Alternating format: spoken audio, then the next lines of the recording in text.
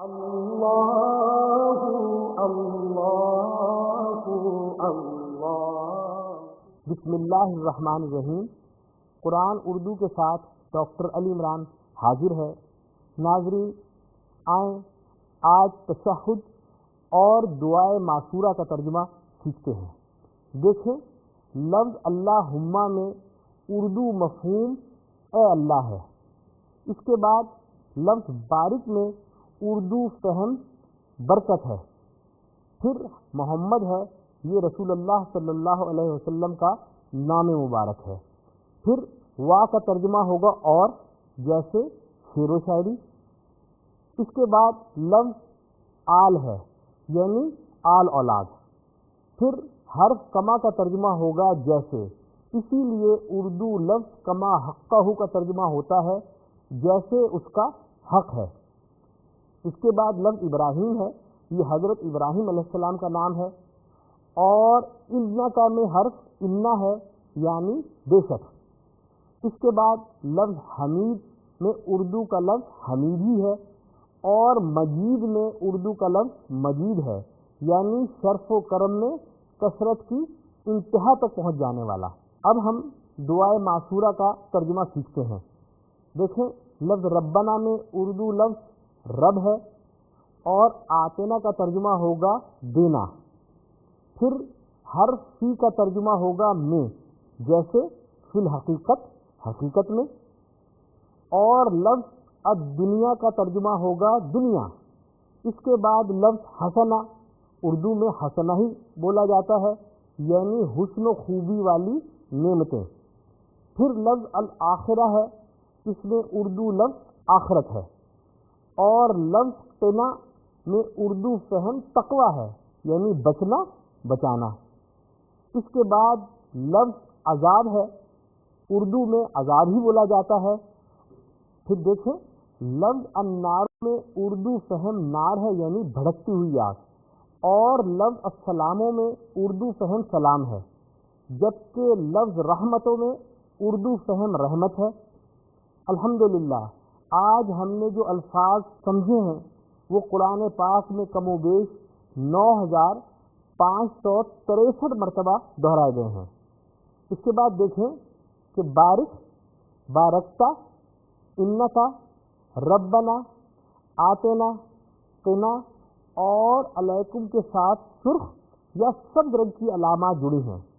یہ پروناؤنس یعنی ضمائر ہیں، جیسے میں، تم، ہم، وہ وغیرہ۔ یہ الفاظ کے ساتھ 6 علامات الف، تے، نون، یہ، کاف اور ہے کی شکل میں جڑی ہوتی ہیں۔ ناظرین، میں نے پہلی 4 علامات الف، تے، نون اور یہ کو جوڑ کر ایک سبق بنایا ہے، اتنی۔ دیکھیں، شروع کی الف کا مطلب ہوگا میں، تے کا تو، نون کا ہم اور یہ کا وہ۔ جیسے ادخلو، میں داخل ہوتا ہوں، تدخلو، تو داخل ہوتا ہے، ندخلو، ہم داخل ہوتے ہیں، اور یدخلو، وہ داخل ہوتا ہے۔ لیکن اگر دوسرے یا آخری حرف پر ساکن ہو تو اب یہ حکم بن جائے گا۔ جیسے بارک کے آخر میں ساکن ہے، اسی لیے اس کا ترجمہ ہوگا تو برکت دے، اور آتنا کا ترجمہ ہوگا تو ہمیں دے، اور قنا کا ترجمہ ہوگا تو ہمیں بچا لے۔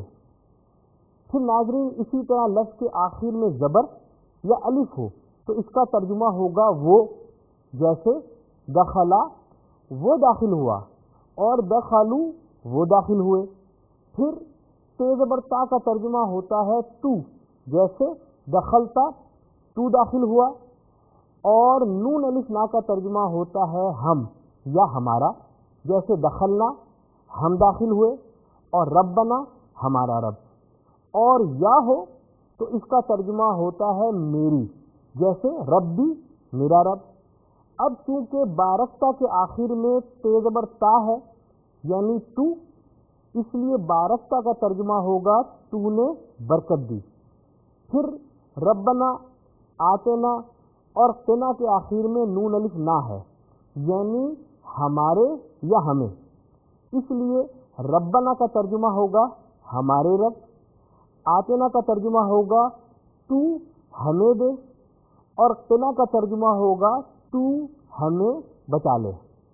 اس کے بعد یاد رکھیں کہ آخر میں آنے والی کاف کا ترجمہ ہوگا تیرا یا تمہارا، جیسے ربو کا تیرا رب، ربکم تمہارا رب۔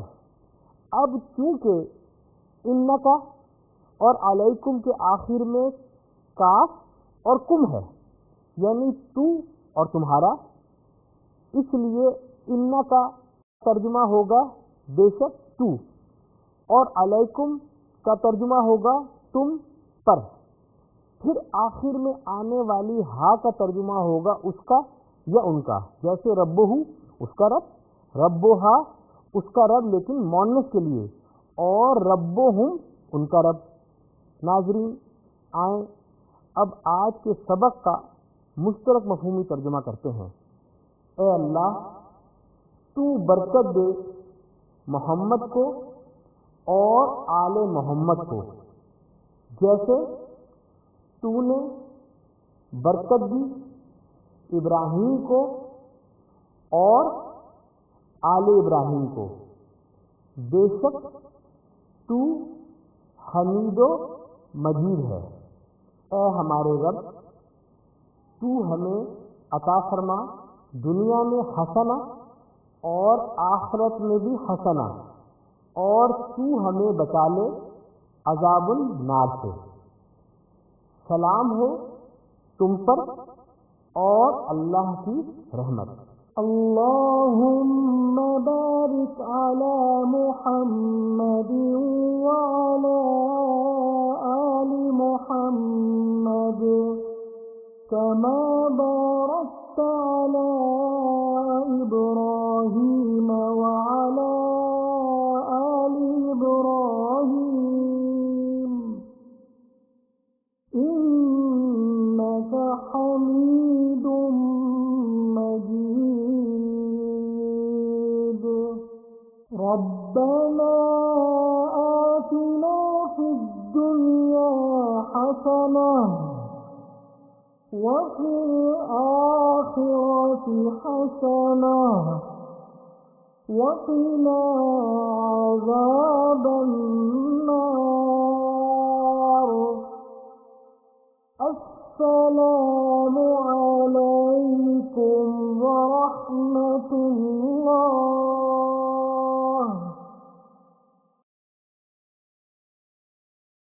ڈاکٹر علی عمران کو اجازت دیں، اللہ حافظ۔